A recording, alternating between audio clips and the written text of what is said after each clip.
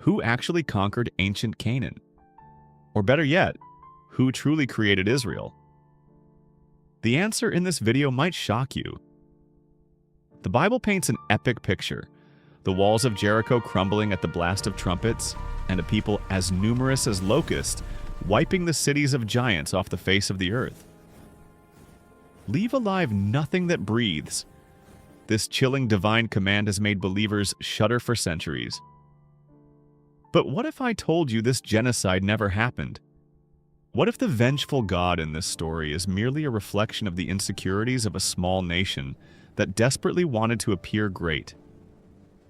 Today, we'll uncover how the creative liberties of ancient writers crafted a legend and what the land of Canaan is actually hiding. So, let's look at the evidence. What does the archaeologist Spade have to say? Let's turn to the facts. If 2 million people wandered the Sinai desert for 40 years, there should be mountains of waste and bones left behind. Yet, decades of searching have yielded nothing. Archaeologist Kathleen Kenyon proved that during the time of the supposed conquest, Jericho didn't even have walls. It had been sitting in ruins for hundreds of years. Egyptian chronicles, which recorded every minor detail, are silent about the departure of millions of slaves. Science speaks clearly. A massive invasion from the outside never existed. Now, let's get into the details. Who were the Israelites? Where did they come from? Archaeologist Israel Finkelstein and scholar William Deaver sparked a revolution. Instead of traces of war, they found the highlands where, in the 12th century BCE, hundreds of small villages suddenly emerged. The architecture of their houses and the style of their pottery are simply simplified copies of Canaanite daily life. This wasn't a war between nations.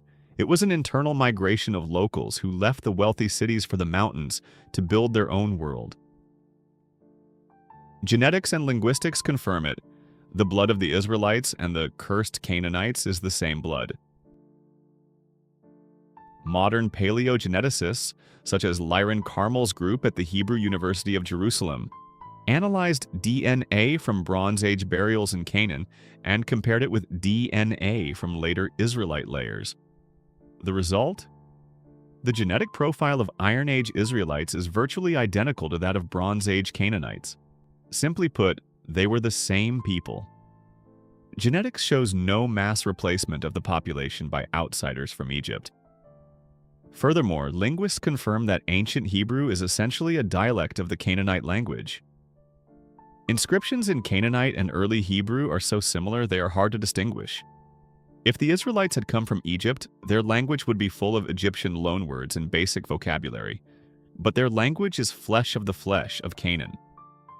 Who were the Habiru?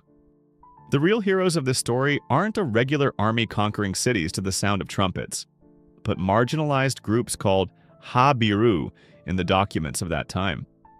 In the 19th and 20th centuries, archaeologists found tablets from the 14th and 13th centuries BCE across the Near East, from Egypt to Mesopotamia, such as the Amarna Letters. They constantly mentioned the Habiru. Who were they? It wasn't a nationality, it was a social status. Runaway slaves, bankrupt peasants, and mercenaries. As historians Norman Gottwald and George Mendenhall proved, Israel emerged as a social explosion. It was a peasant revolt against Canaanite kings and Egyptian taxes. In the Amarna Letters, puppet Canaanite kings literally screamed to the Pharaoh for help. "The lands of the king, my lord, are perishing. The Habiru are plundering all the lands of the king." While the Bible describes the conquest of Canaan as a coordinated blitzkrieg, archaeology and letters tell a different story. It was a guerrilla war that lasted decades. Groups of Habiru attacked wealthy cities, raided caravans, and incited local slaves to revolt. In fact, the word Hebrew, Ivrai, likely originally meant outcast or one who crossed the border. The similarity between Habiru and Hebrew is too obvious to be a coincidence. Listen to how they sound. Habiru, Hebrew. Fine, you might ask. Then where did the legend of the Exodus come from?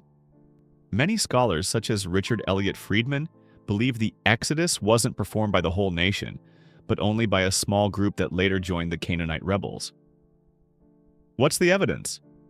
Their names. The names Moses, Phinehas, Hophni, and Merari are not Semitic. They are purely Egyptian.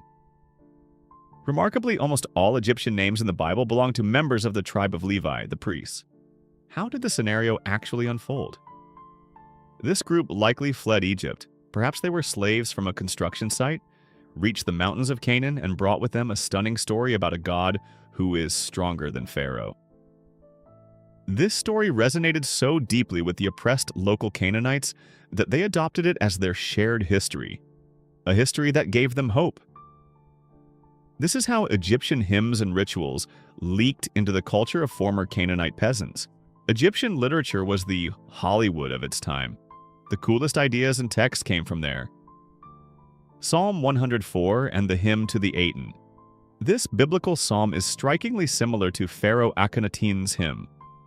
It's almost a line-by-line match.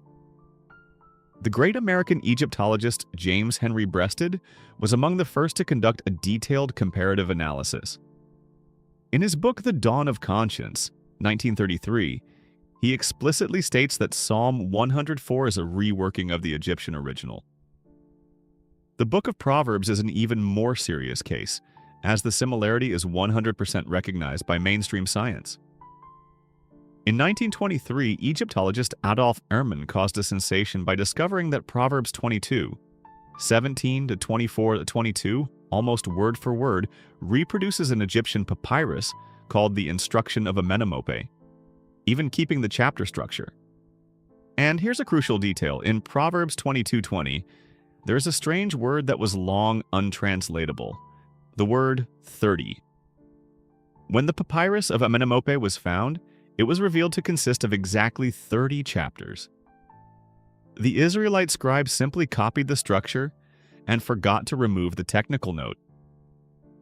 This proves the author of Proverbs directly borrowed Egyptian sayings.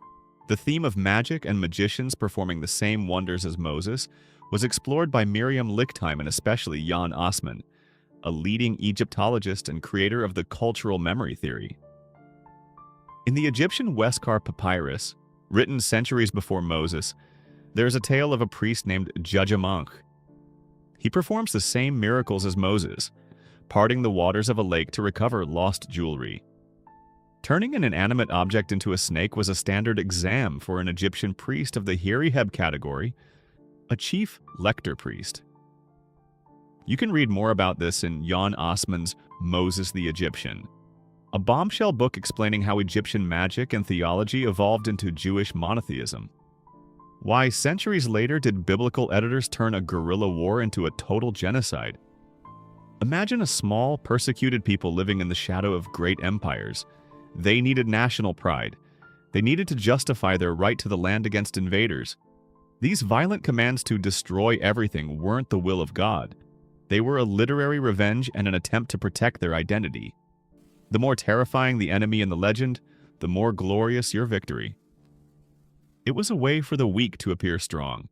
They crafted a powerful story of a great nation leaving Egypt, commanded by the Almighty to destroy everyone in the land he supposedly gave them. By the way, the command to destroy all living things wasn't unique. In 1868, the Mesha Stele, 9th century BCE, was found. In it, the Moabite king describes his victory over the Israelites in almost the same words as the Bible. And Chemosh, the god of the Moabites, said to me, "Go, take Nebo from Israel." And I killed everyone, 7,000 men and aliens and women and female aliens and slave girls, for I had devoted them to Ashtar Chemosh. For a historian, this is a clear marker. In that era, every nation attributed its brutality to the will of its god. It was the standard language of victory. So, what do we have? The Bible describes 1 million people led by a warrior god leaving Egypt through mighty signs and wonders, then receiving a command to commit genocide in Canaan. But science draws a different picture. Outcasts of Canaanite society gathered, hid in the mountains, and created a new society with new rules. They defied the system, refusing to pay taxes to Canaanite kings, and chose a single king to obey, Yahweh. Later, they were joined by fugitives from Egypt, the group that would become the Levites. They brought the stories that would eventually become the history of a new people. A religion was formed, and later, a book, which allowed this people to preserve their identity and not vanish over time. Paradoxically, it is science that protects God by showing he never ordered a genocide. These stories were created by ancient writers, Canaanites who became Israelites, to forge a fierce image of a God who destroys nations. But the truth is, God is entirely different. The Bible is the story of our growing up. It's a journey from the Punisher God, invented in fear, to the God of love revealed by Jesus. This carpenter from Galilee led the final revolution. He gathered the new Habiru around him and said that true victory is not in destroying your enemy, but in loving them. The story of the Israelite sect is not a war story. It is a journey from the darkness of brutality toward the light of mercy.